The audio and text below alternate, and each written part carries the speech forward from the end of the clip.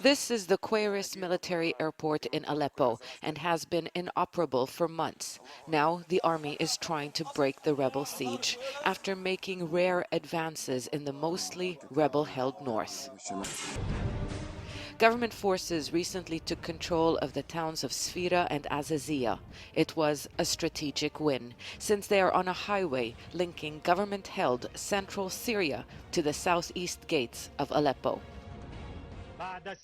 From here, the army objective is to reopen supply lines into government-controlled areas in the city.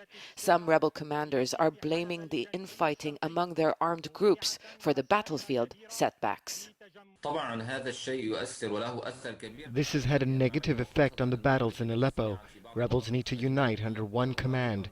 The fighting among the rebels played a role, and the regime is exploiting this situation. The fractured armed opposition has turned their guns at each other. Such attacks are only increasing. In some rebel-controlled areas, it has become a two-front war, and a growing number of people are worried that this has weakened their fight against the regime. I'm not afraid of the regime's military advances. I am more afraid of the fighting between rebel forces. This disunity is dangerous. In recent months, the rebels cut off all of the army's supply routes into the government-controlled west of the city. That has now changed. This is not the first time the military has tried to reverse its losses in Aleppo. In June, the army failed and rebels held their ground. But this time, the army's push in the north coincides with international efforts to hold a peace conference.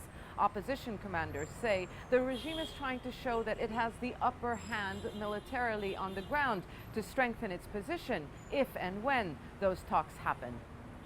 Some rebel leaders blame the international community for denying them weapons so that they would accept a negotiated settlement. But a top rebel commander in the city said rebel infighting was behind the military setbacks. Colonel Abdel-Jabbar Okeidi resigned in protest. There still hasn't been a strategic shift in the battle for Aleppo, but for that not to change, the opposition needs to point their guns in one direction. Zeina, Khodr, Jazeera, Beirut.